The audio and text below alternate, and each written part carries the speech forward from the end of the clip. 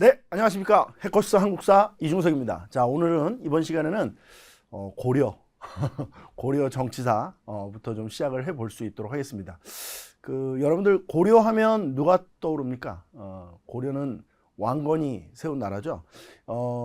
이 왕건이 고려를 세우기까지의 어떤 과정도 사실 시험 문제에 많이 출제가 됩니다. 그래서 후삼국이라고 하는데요. 신라 말에 신라가 있었고, 그 다음에 후 백제, 후 고구려 이런 나라들이 세워지죠. 우리 또 후 고구려 하면 그죠?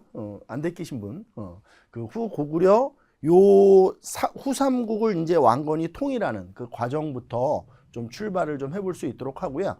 그리고 이제 고려 초기에 왕들이 있습니다. 이 태조, 그 다음에 광종, 성종. 물론 태조, 광종, 성종 말고도 사실은 여러 왕들이 있습니다. 근데 이제 우리가 뭐 시험에 나오는 것만 좀 다룰 수 있도록 그렇게 하겠습니다. 자, 일단 저기 생초보 탈출구 요거는 여러분들이 한번 읽어보시면 될 것 같고요.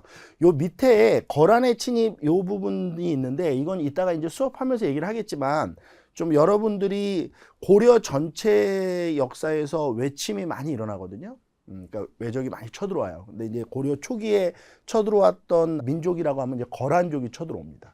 이 거란족이 세운 나라가 요라는 나라예요. 이 거란족의 침입이 있었고요. 그 다음에 이제 고려 중기에 문벌귀족이 집권하고 있을 때 여진족과 마찰이 좀 일어납니다. 물론 이제 이거는 여진이 쳐들어왔다라기보다는 여진족과 국지전이 일어나면서 우리 고려가 별무반을 편성해서 여진족을 정벌하는 일이 있었어요.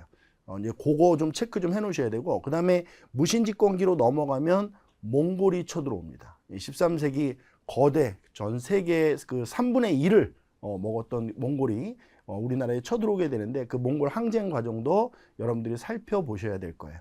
자, 그 다음에 고려 말로 넘어가면 뭐 홍건적의 침입도 있고 왜구의 침입도 있습니다. 이 왜구 같은 경우는 우리 수험생들이 그 1번 이렇게 얘기하는데 왜구라고 하는 게 적당한 표현입니다. 정확한 표현이거든요. 왜냐하면 왜군과 왜군은 달라요. 그러니까 왜군은 일본 군대를 얘기하는 거고요. 왜군은 해적을 얘기하는 것이기 때문에 그래서 우리가 외울 때 거, 여, 몽, 홍, 왜 이렇게 이 시기별로 외침 순서도 잘 정리를 해 놓으셔야 됩니다. 그리고 고려 전체 역사를 좀 그러니까 고려를 들어가기 전에 여러분들이 시대 흐름을 좀 파악해 볼 필요가 있는데요. 제가 좀 간략하게 얘기 좀 할게요. 고려는 총 세 덩어리로 나눠져요. 고려는 총 세 덩어리로 나눠진다. 한번 보죠. 여기 초기, 고려 초기가 있어요. 고려 초기. 이 고려 초기가 보통 이제 한 10세기 정도 됩니다.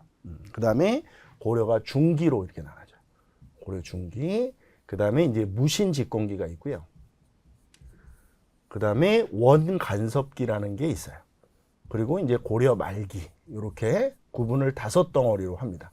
이 고려 초기에 이제 집권 세력이 누구냐면 호족들이에요. 그래서 여기 첫 페이지 보시면 이게 호족 집권기 이렇게 돼 있죠? 이게 이 말입니다. 그러니까 왕건의 출신이 송악의 호족이었거든요. 그래서 이제 왕건을 도와주었던 호족들이 중앙 관료가 돼서 고려를 통치하던 시기. 요거를 이제 고려 초기라고 하고요. 그 다음에 중기로 넘어가면 문벌 귀족들이 등장해요. 우리 수험생들이 문벌귀족 하면 좀 개념이 잘 안 잡히나 봐요. 그래서 제가 학생들 가르칠 때 이렇게 얘기하거든요. 그냥 학벌 좋은 귀족. 이러면 이해되십니까? 그러니까 학벌이 되게 좋다. 요즘으로 얘기하면 스카이 이런 데 나온 그런 귀족들이다. 이렇게 이해하시면 되고요. 무신은 말 그대로 이제 무신집권기는 무신들이 집권을 했던 기간이고요. 원간섭기 때는 친원 세력이라고 하는 세력들이 이제 등장을 해요. 우리 그냥 쉽게 이렇게 이해하시면 돼요. 일제강점기 때는 좀 이렇게 친일을 하는 사람들, 이런 사람들이 잘 살았을 거 아니에요, 그렇죠? 그럼 원간섭기 때는 어떤 사람들이 잘 살았겠어요? 원에게 이렇게 잘 비비고 이렇게 딸랑딸랑하고 이런 사람들이 잘 살았겠죠. 이 사람들을 우리가 권문세족이다 이렇게 불러요. 친원 세력들을 권문세족이다. 그리고 이제 고려 말기가 되면 이 권문세족에 대항하는 새로운 세력들이 등장을 합니다. 역사는 항상 그런 식이잖아요. 보수가 있으면 그 보수를 깨기 위한 주변부의 개혁 세력들이 등장하는 거죠. 그 개혁 세력들을 우리가 신진사대부다 이렇게 불러요. 이렇게 해서 좀 정리를 좀 해놓을 필요가 있어요. 그러니까 고려 들어가시기 전에. 그래서 우리가 지금 첫 시간에 봐야 될 거는 뭘 보는 거냐? 요걸 보는 거예요. 요 시기. 요 시기를 우리가 이제 정리를 할 것이다. 이렇게 보시면 됩니다. 자, 하나씩 좀 들어가 보죠. 하나씩 좀 들어가 볼게요. 자, 여기 아까 전에 선생님이 뭐라고 얘기했었죠? 고려가 건국되는 과정도 시험에 잘 나온다고 그랬죠? 이게 이제 후삼국이라는 시대가 있어요. 후삼국. 이 후삼국 시대를 좀 정리를 해야 되는데, 이 후삼국 시대는 후고구려, 후고구려, 그 다음에 후백제, 그 다음에 신라. 이제 요 나라들을 우리가 후삼국이라고 그래요. 이 후고구려를 세운 사람이 궁예, 후백제를 세운 사람이 견훤인데, 이 후고구려 궁예의 부하였던 왕건이 이제 궁예를 축출하고, 그리고 이제 고려를 세운 뒤에 후삼국을 통일하는 과정, 이제 이런 것들이 시험 문제 나옵니다. 그래서 그 밑에 좀 살펴보시면, 고려가 이제 연도는 여러분들 중요하지 않아요. 한능검에서 연도는 중요하지 않으니까 흐름으로 그냥 이해하는데, 중석이는 그래도 선생이니까 좀 이렇게 적확성을 위해서 연도를 좀 쓸 수 있도록 하겠습니다. 너무 연도에 개의치 않으셨으면 좋겠어요. 이게 918년에 고려가 건국이 돼요.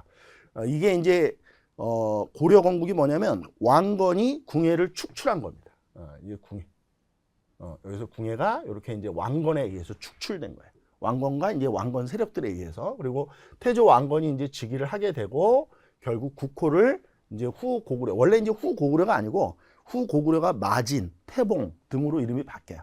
그래서 이제 태봉을 고려로 이제 국호를 바꾸고, 또 수도를 궁예가 철원으로 옮겨놨었는데 이걸 다시 송악으로 이렇게 바꾸면서 고려가 건국됐다. 이렇게 보시면 되고요. 그럼 이제 어떤 일이 이제 남았을까요? 이제 후백제, 여기 보시면 이 후백제, 그 다음에 이 신라, 이런 나라들을 하나로 만들어야 이제 고려가 후삼국을 통일하게 되잖아요. 그래서 이제 공산전투라는 게 일어나는데, 이게 이제 927년에 일어나요. 이 공산전투의 과정을 보면 후백제 이 견훤이 신라를 들어가요. 신라를 이제 경주를 들어가서 포석정에서 경혜왕을 살해해요. 근데 사실 이게 왕이 왕 죽이면 안 되거든요. 왜 그런지 아시죠? 왕이 왕을 죽이면 신하들이 이걸 보잖아요. 그러면 아, 왕을 죽일 수도 있구나, 이런 생각을 갖게 하면 사실 그 칼이 본인에게 오는 경우가 있어서, 우리 중세 유럽사 이런 거 보다 보면 절대 왕을 죽이지 않아요. 그래서 왕을 포로로 잡아서 이렇게 뭔가 이렇게 돈을 받고 이렇게 풀어주고 이러는데, 하여튼 뭐 견훤은 그런 거 없었나 봐요. 견훤은 이제 경혜왕을 죽이고 경순왕을 또 왕으로 앉혀요. 근데 이제 이 경혜왕이 당시에 이 태조 왕건이죠. 이 왕건이 신라에 대해서 굉장히 좀 친선 정책을 사용하고 있었어요. 그러니까 이제 신라가 이렇게 후백제한테 당하고 있으니까 좀 이제 친선 관계가 있었던 왕건한테 뭐라고 해야 되죠? 좀 이제 도와달라고 요청을 한 거예요. 이제 좀 도와달라고 하니까 왕건이 오케이, 그리고 또 도와줘요. 그래서 이제 이 싸움이 일어나요. 이 공산전투가. 그래서 정리해 보면 견훤의 군대가 이 공산, 이게 대구 팔공산이라고 하는 그 산이 있거든요. 이 대구예요, 대구. 이 공산. 여기에서 고려 왕건의 군대를 맞이해서 견훤이 이긴 전투예요. 근데 이게 되게 웃기죠. 우리가 그 역사는 이제 이래서 배우는 건데, 견훤이 공산전투에서 이겼어요. 근데 역사학자들이 그 왕건이 후삼국을 통일한 결정적 사건 하나를 대봐라, 그러면 공산전투로 꼽거든요. 왜 그럴까요? 왜 그럴 것 같아요? 이게 신라를 얻은 전투예요. 지금 이해되십니까? 신라를 도와주다가 왕건이 졌잖아요. 그래서 결국 신라 입장에서는 이제 왕건에게 엄청난 고마움을, 그 다음에 미안함을 갖게 되는 계기가 된 사건이죠. 좀 뭐 그 유명한 얘기인데요. 그 잃는다고 잃는 것이 아니요, 얻는다고 얻는 것이 아니다. 이 구절이 이 공산전투에서 딱 맞아 떨어지는 얘기인가 아닌가 싶어요. 그러니까 후백제 견훤은 이겼지만 엄청난 걸 잃게 되고요. 왕건은 졌지만 엄청난 걸 얻게 되죠. 결국 나중에 신라는 고려에게 싸움을 하지 않고 나라를 이렇게 바치게 됩니다. 그러니까 이게 공산 전투를 결정적 계기라고 보는 거죠. 자, 기억하시고요. 그 다음에 이제 고려의 장군이었던 신순겸이 이때 죽어요. 공산 전투에서. 그러니까 왕건의 입장에서는 많은 손실이 있었던 뭐 신순겸, 김낙 이런 사람들이 이때 죽거든요. 그러니까 왕건의 입장에서는 엄청난 손실이 있었던 전투인데 어찌 되었든 결과론적으로 보면 고려가 후삼국을 통일하는데 굉장히 크게 기여한 전투가 된다라고 기억하시면 되고요. 그 다음에 이제 고창 전투인데 이게 930년에 일어납니다. 복수전을 해야 되지 않겠어요? 왕건의 입장에서는 자기 오른팔 왼팔 다 잘라주고 뭐 이렇게 부하들 다 잃었는데 그냥 이렇게 넘어갈 수 없잖아요. 그래서 견훤의 군대가 이 안동, 이제 고창이라는 지역에서 왕건의 군대와 또 싸움이 일어나는데 이때는 이제 왕건이 승리를 하게 됩니다. 그래서 결국 이제 후삼국 통일의 주도권을 이제 왕건이 잡게 되죠. 그리고 이제 이후에 되게 골 때린 일이 일어나요. 이제 935년에 그 견훤의 이제 집안 싸움이 다툼이 일어나는데 원래 견훤이 이제 아들이 쭉 있었는데 첫째 아들이 이제 신검이에요, 신검. 근데 이제 넷째 아들이 금강이라고 하는 아들이 있었는데 이 신검 양검의 엄마와 그 금강의 엄마가 달라요. 근데 이제 이 아들의 왕위를 이 금강에게 물려주려고 해요. 그때 당시 살아있던 왕비였는데 그러니까 이제 큰아들, 둘째 아들이 가만히 안 있는 거죠. 그래서 이제 아빠를 김제 금산사라는 절에다 가둬요. 이게 이제 935년에 있었던 일이에요. 그리고 여기서 끝났어야 되는데 이게 재밌어지려고 견훤이 탈출을 합니다. 그러니까 아들은 아빠를 가두고 아빠는 탈출하고 그리고 이제 아빠는 탈출해서 왕건에게 투항을 해요. 그러니까 적국에게 투항을 한 거죠. 그러면서 자기가 세운 후백제를 자기가 멸망시킬 수 있도록 해달라. 뭐 왕건에게 이렇게 얘기를 해요. 왕건이 뭐라고 그랬어요? 여러분들이 왕건이 뭐라고 그랬어요? 그래라. 그랬겠죠. 그래서 결국 이 부분이 935년에 이제 일어납니다. 견훤이 아들 신검에 의해 금산사 유폐되자 금산사를 탈출해서 고려에 투항을 하게 돼요. 그리고 이제 발해가 멸망을 했는데 발해 유민을 고려가 적극적으로 포용합니다. 근데 이게 왜 고려의 후삼국 통일의 중요한 역사적 의미를 얘기하냐면 여기다 좀 쓰실래요? 완전한 민족 재통일. 그러니까 발해라는 나라는 원래 고구려 배입이었거든요. 근데 발해가 멸망했을 때 발해에 있던 고구려 민족들이 고려로 흡수되면서 고려가 완전하게 민족을 재통일한다는 역사적 의의를 확보하게 돼요. 그래서 이 부분도 시험에 많이 나옵니다. 완전한 민족 재통일 이런 모습을 이 의의로 이제 갖게 된다는 거예요. 그리고 이제 935년이 된 같은 연도인데 여기 이제 신라가 항복을 해요. 신라 경순왕이 고려에 항복하죠. 아까 전에 얘기했지만 신라는 고려에게 싸움을 하지 않고 나라를 이제 주게 됩니다. 태조 왕건이 김부를 또 이 신라 마지막 왕이에요. 이 경순왕을 경주의 사신관으로 임명을 해요. 이 사신관 제도에 대해서는 이따가 좀 설명을 해드릴 수 있도록 할게요. 그 다음에 이제 마지막인데 이게 이제 936년이에요. 이게 이제 1~2천 전투라고 해서 경북 구미에서 일어난 전투인데 여기 보면 구미라고 돼 있죠. 후백제 신검의 군대. 이제 후백제의 왕은 신검으로 바뀌었어요. 견훤이 아니고 이 아들 신검의 군대와 이제 왕건의 군대가 싸워서 왕건의 군대에게 후백제가 패하면서 결국 이제 후삼국을 통일하게 된다라는 얘기예요. 요 순서를 잘 물어봅니다. 요거 순서. 그러니까 시험 문제에서는 공산 전투가 먼저냐, 뭐 고창 전투가 먼저냐, 1~2천 전투가 먼저냐, 이제 이런 걸 물어보니까 여러분들 외울 때 뭐 앞글자 따서 외워도 돼요. 뭐 공, 고, 일 이렇게 외우셔야 돼요. 공고일, 후삼국 통일 전투 공고일 이렇게 이제 이렇게 공, 고, 일 뭐 이렇게 외우시면 됩니다. 자, 그 다음 계속 이어서 좀 갈게요.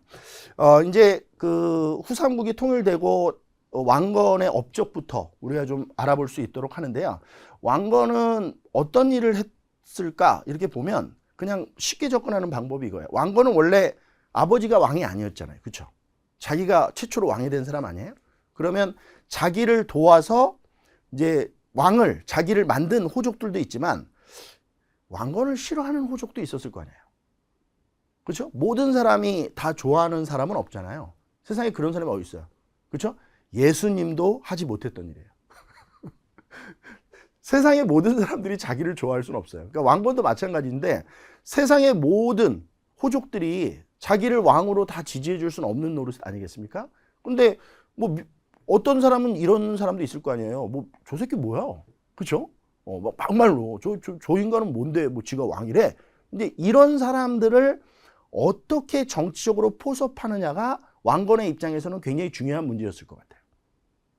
그렇죠? 근데 이런 것들이 이제 정치 능력으로 발휘돼야 됩니다. 그래서 왕건의 업적에서 가장 중요한 거는 호족을 어떻게 통합, 포섭, 회유했느냐. 이제 이 문제가 많이 나와요. 이제 그 과정에서 사신관 제도라는 것을 배우게 되고 또 기인 제도, 이런 이제 인질 제도 같은 것도 배우게 되는 겁니다. 한번 보죠. 자, 태조 왕건인데요. 흑창이라는 걸 설치해요.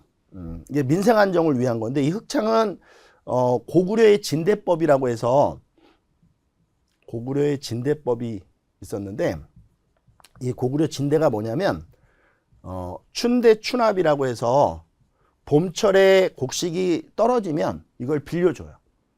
그리고 이제 가을철에 갚게 하는 상설 규정인데 춘대 추납제도라고 하거든요. 우리가 요게 이제 흑창으로 이름이 바뀌었다 이렇게 보시면 돼요. 이 흑창은 나중에 이제 고려 성종 때 다시 의창으로 이름이 바뀝니다. 요거까지 좀 같이 해볼까요? 요게 나중에 의창으로 바뀐다. 성종 때. 이렇게 필기 좀 해두세요. 그리고 이제 요게 이제 아주 중요한데요. 호족 통합 견제책입니다. 통합책은 이제 역분전이라고 해서 공로가 있는 호족들, 그러니까 고려가 건국되거나 후삼국이 통일되는 과정에서 공로가 있던 사람들이 있을 거 아니에요. 이 사람들한테 이제 토지를 주는 거예요. 물론 이 토지는 소유권 토지가 아니고 수조권을 그러니까 수조권을 주는 거예요. 조를 거둘 수 있는 권리를, 세금을 거둘 수 있는 권리를 주는 토지인데 어찌 되었든 이렇게 이제 토지를 줬다. 그러니까 지금으로 얘기하면 뭐야? 뭘 어떻게 얘기해야 돼? 뭐 강남에 아파트 이렇게 한 채씩 주는 거예요. 좋았을 거 아니에요, 그렇죠? 강남, 뭐 서초 이런데 아파트 한 채씩 주면 막 뭐 좋아할 거 아니에요, 그렇죠? 네, 그렇게 해서 이제 회유했다 이런 얘기고, 그다음에 이제 견제책인데 기인제도라고 해서 인질제도예요. 향리의 자제를 인질로 잡는 겁니다. 이게 원래 신라의 상수리제도라는 게 있었어요. 신라의 상수리제도는 호족들을 인질로 잡는 거거든요. 근데 이제 이거의 업그레이드 버전 정도 된다고 보시면 됩니다. 그러니까 호족을 잡는 게 아니고 호족의 자제를 인질로 잡아놓는 제도다. 그리고 사신관 제도가 이게 우리 아까 전에 여기 김부라는 사람이 이제 최초의 사신관이 됐는데 이게 뭐냐면 김부는 중앙의 고위 관리로 앉혔어요. 그러니까 이제 대우를 해준 거예요. 경순왕을. 근데 경주, 그러니까 왕건 입장에서 보면 경주가 통치하기가 편했을까요? 불편했을까요? 왕건의 입장에서 보세요. 왕건의 입장에서 경주라는 도시를 통치하기가 불편했을 거 아니에요. 왜냐면 경주는 신라 천년의 도읍지였는데 이게 뭐 뼛속 깊이 아이덴티티가 그냥 신라로 딱 자리 잡아 있는 동네 아니겠어요? 근데 그런 곳에서 고려의 왕이 뭐 이렇게 통치한다? 이게 잘 안 됐을 거예요. 그러니까 이런 경우에는 이제 쿠션을, 그러니까 김부를 이용해서 이제 경주를 통치하는 거예요. 경주의 사신관을 이제 김부로 앉혀서 김부가 경주를 관리하게 만드는 거예요. 근데 이제 여기서 핵심 뭐냐면 문제가 발생되면 이제 연대 책임을 져야 되는 거죠. 그래서 여기 보시면 중앙의 고위 관리, 그러니까 이제 김부는 중앙의 고위 관직을 갖고 있었고 이 사람을 자기의 출신 지역, 그러니까 경주잖아요. 여기에 사신관으로 안침으로 해서 사신관 제도를 만들어요. 그 이후에도 이 사신관 제도는 지역, 좀 불편한 지역들, 그러니까 왕건이 직접 통치하기가 불편한 지역들은 사신관을 앉혀서 이제 통치하는 것이 정착이 됩니다. 자, 그 다음에 정계, 개백요서 이런 이제 책들을 좀 써요. 이거는 이제 관리들이 지켜야 될 규범 뭐 이런 것들이고요. 그 다음에 훈효십조라고 해서 후대 왕들이 지켜야 할 어떤 정책 방향 10가지 이런 걸 써서 좀 당부를 하는 거죠. 아빠로서 이제 우리 후대 왕들이 이렇게 좀 국가를 통치해 줬으면 좋겠다라는 그런 당부의 글을 남겼다 이렇게 보시면 됩니다. 자, 이어서 계속 가볼게요. 자, 그 다음 왕은 이제 광종입니다. 광종인데 우리 그 광종 하기 전에 뭘 좀 봐야 되는데 제가 무슨 얘기를 하나 할 텐데 광종 왕이 등장하기 전에 사실 중간에 해종과 정종이라는 왕이 있어요. 광종까지가 태조의 아들들이거든요. 그러니까 태조 사후에 해종도 있고 정종도 있고 광종도 있고 이 광종까지가 태조의 아들들이에요. 근데 해종, 정종 때 좀 통치 질서가 막 이렇게 문란해지고, 그다음에 이 호족들 있잖아요. 왕건을 도와줬던 그 호족들의 힘이 세지면서 해종과 정종이 좀 왕권이 약화돼요. 그러니까 이제 광종은 이러한 시대적 조건 속에서 등장한 왕이거든요. 그러니까 당연히 왕권을 강화시키고 싶었겠죠. 근데 여기서 중요한 게 있어요. 왕권을 강화하고 싶어요. 그러면 왕권이 강화됩니까? 그렇진 않죠. 여러분들, 저는 한능검 1급 따고 싶어요. 그러면 따요? 그런 건 없어요, 세상에. 그렇죠? 그러니까 왕권을 강화시키고 싶어요. 그런다고 해서 되는 게 아니고 어떤 메커니즘이 필요하죠. 이게 이제 정리를 좀 해놓으셔야 돼요. 이 왕권을 강화시키기 위한 광종의 메커니즘이 뭐였느냐? 바로 신구 세력 교체예요. 요걸 좀 잘 알아놓으셔야 돼요. 이 신구 세력 교체라는 건 뭐냐면, 그러니까 구세력, 고려를 세울 때 도움을 줬던 호족들, 이 사람들을 이제 좀 아웃시키고, 그 다음에 새로운 정치 세력들. 그러니까 왕의 입장에서는 과거제도 이런 것들을 이제 도입하거든요. 그래서 이제 유학 공부를 충실히 한 관리들을 등용시키는 거예요. 그러면 이제 왕의 입장에서는 유학 공부한 사람이 왜 좋으냐? 이 유학에서 가르치는 게 맨날 충효일치거든. 그러니까 왕의 옆에서 일하는 사람들을 그런 사람들로 이렇게 포진시켜 놓으면 왕권은 자연스럽게 강화되는 거예요. 그리고 아버지죠. 태조 왕건을 도와서 고려를 세웠던 그 좀 뭔가 이렇게 좀 여기 어깨에 뽕이 들어가 있는 사람들. 근데 이런 사람들을 좀 잘라내는 거예요. 그래서 이 신구 세력 교체라는 것이 있었다라는 것도 좀 기억을 해주시면 됩니다. 자, 그 다음에 하여튼 이 강력한 왕권 이게 중요해요. 연호도 사용해요. 광덕, 준풍 이런 연호도 사용하는데 여기서 좀 조심해야 될 게 태조도 연호를 사용해요. 태조도 천수라는 연호를 사용하거든요. 그래서 실제로 고려시대 때 연호를 사용한 왕은 2명밖에 안 계세요.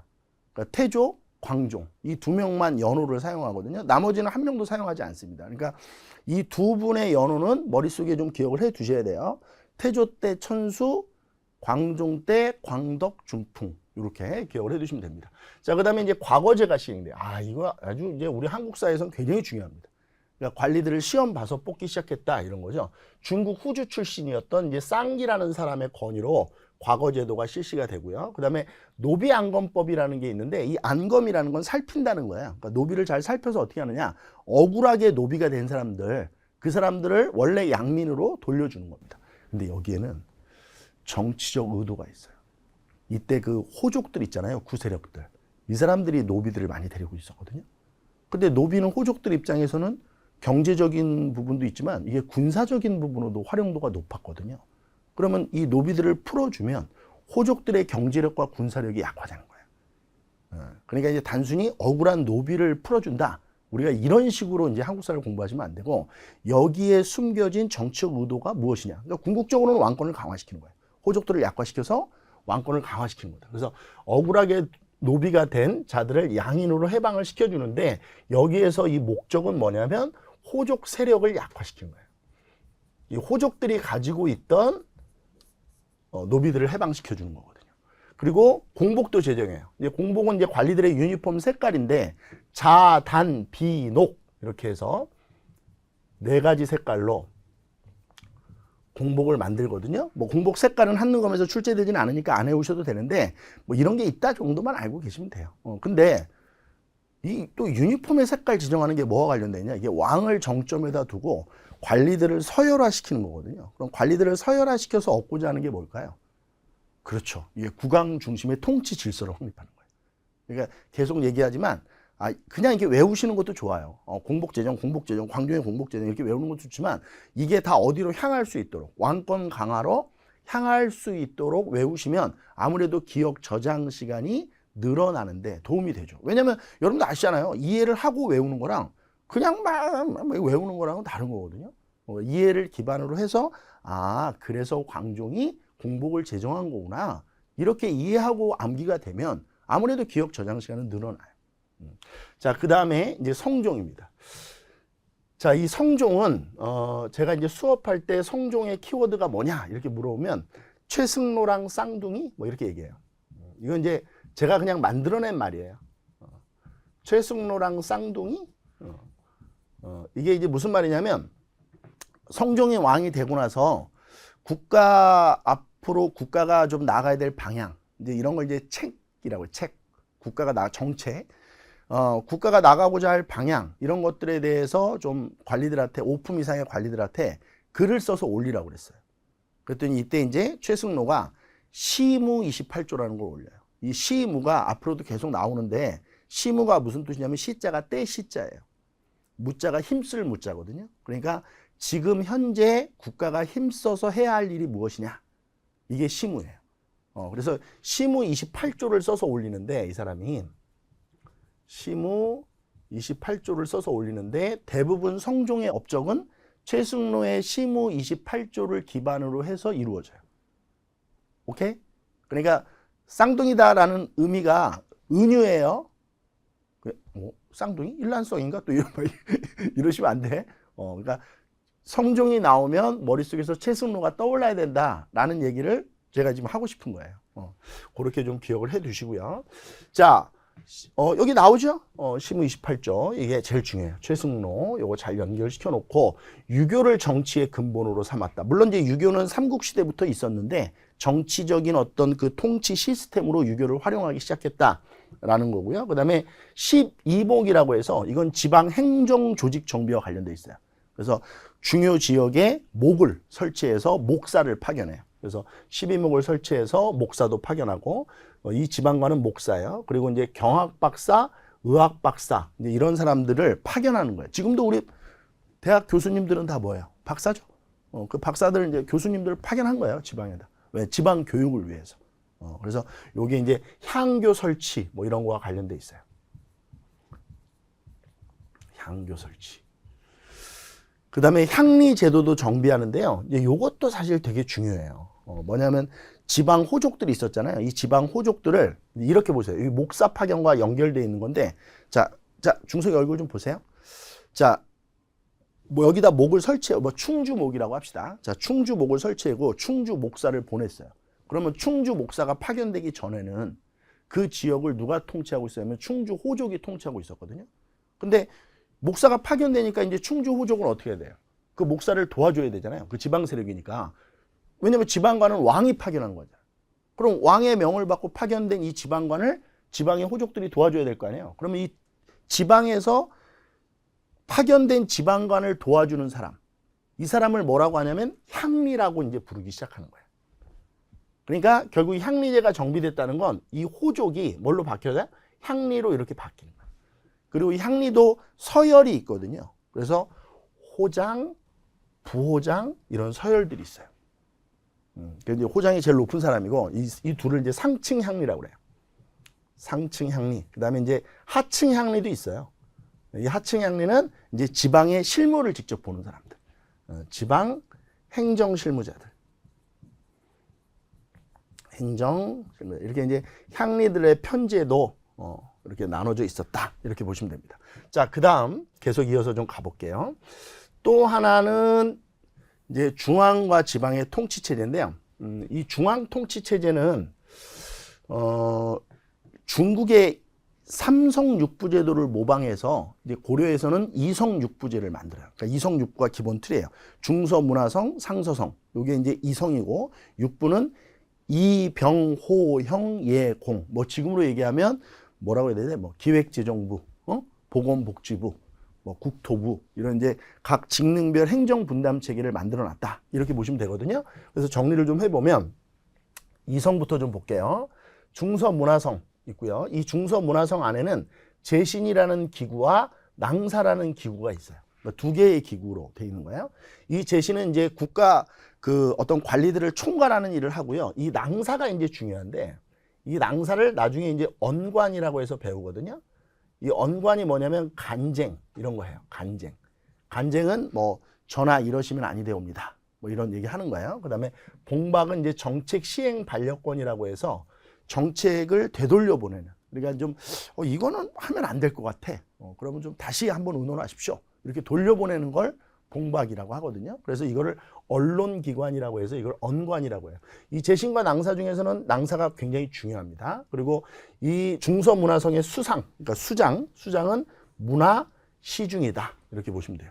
그리고 이제 상서성이 있어요. 이 상서성은 육부를 이제 관장하는 겁니다. 상서성 아래에 육부를 배치해 놓고 이제 육부가 이병, 호형, 예, 공부로 이제 구성이 돼서 직능별 행정 업무를 맡았다. 이렇게 보시면 되고요.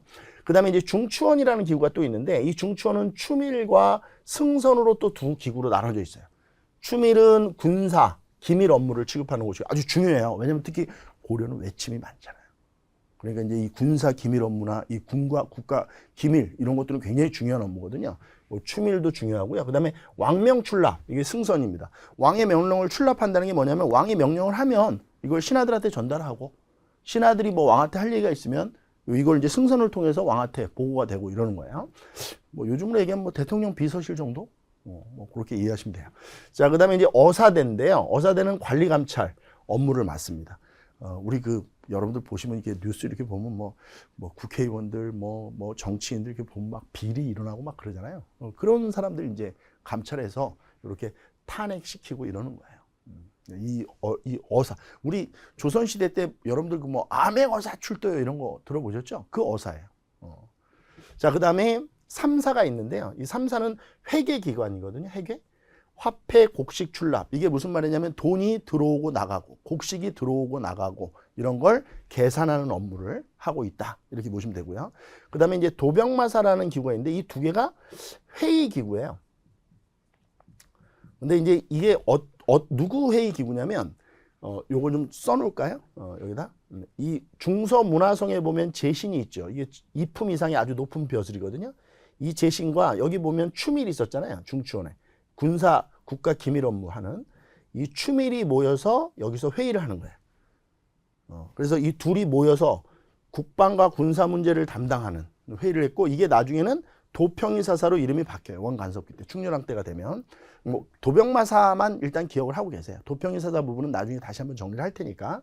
그 다음에 이제 식목도감이 있는데 이 둘이 만나서 법제와 격식 문제를 담당하는 입법기구예요. 그러니까 요즘으로 얘기하면 국회죠. 법을 만드는 거니까. 그러니까 식목도감은 국회다. 국회는 힘이 세요? 힘이 약해요? 힘이 엄청 세죠. 지금도 국회가 힘이 제일 센 거예요. 그러니까 요거 입법기구인 요것도 잘 기억하고 계셔야 되고요. 그 다음에 이 대간이 있는데요. 이 대간이 아까 전에 얘기했던 여기 낭사 있었죠. 언관. 이 낭사하고 그 다음에 이 어사대 요 두 개가 이렇게 붙어가지고 대간이라는 기구를 새롭게 만들어요. 그러니까 저는 학생들한테 수업할 때 이렇게 얘기하는데 한 사무실에 어사대 관원들과 낭사의 관원들이 같이 한 사무실을 쓰는 거예요. 그럼 이제 생각을 해봅시다. 이 낭사는 간쟁, 봉박 이런 거 하거든요. 그런데 어사대는 관리 감찰 업무를 본단 말이야. 그럼 이게 둘 다 뭐 하는 거냐면 관리들을 감시하고 뭔가 이렇게 국가 권력이 한 곳으로 이렇게 쏠리는 현상을 막는 거라서 이게 권력을 견제하는 기구라고 보면 돼요. 이 권력 견제 기구 때문에 이게 시험 문제 많이 나와. 그래서 이 서경권도 되게 재밌는데 이 두 개가 합쳐지면 이제 서경권이라는 새로운 권한이 나오거든요. 그게 뭐냐면 관리를 임명할 때 여기에서 승인을 받아야 돼. 근데 보통 우리 관리 임명하고 이럴 때 요즘도 부르지만 뭐 인사청탁 이런 거 하고 그러잖아요. 그치? 돈 뇌물 주고 뭐 자기 뭐 공천해 달라고 막 그러고 그러니까 이런 것들을 여기서 적발하는 거야. 그리고 법률 개폐. 그러니까 있던 법률을 없애거나 새롭게 법을 만들거나 할 때는 여기에서 승인을 받아야 되는 거야. 그러니까 권력을 견제하는 기구다. 이렇게 보시면 돼요. 아주 중요합니다. 이 대간. 그 다음에 지방행정조직으로 좀 넘어오면 5도, 양계 이렇게 이원화되어 있다. 5도는 이제 행정기능이 강한 지역이고 양계는 군사기능 지역이다. 북계, 동계 이렇게 이루어져 있어요. 5도는 일반 행정구역이고 안찰사라는 사람이 파견돼요. 이제 그 지방 수령들 감찰하기 위해서 파견되는 거고요. 양계는 국경에 위치한 군사 행정구역이에요. 그래서 군사적으로 굉장히 중요한 지역이다. 병마사가 파견되었다. 이렇게 기억을 해 놓으시면 됩니다. 자, 마지막으로 이게 거란의 침입인데요.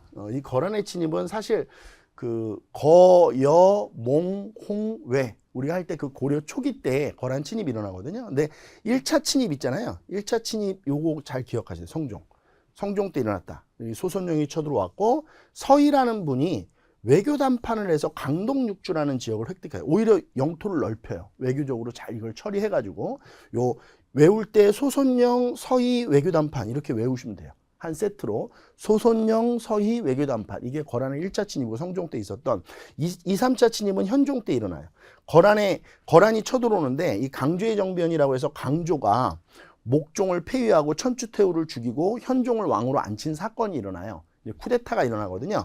이걸 구실로 거란이 쳐들어왔고 개경이 함락되고 현종이 나주까지 이때 피난을 갑니다.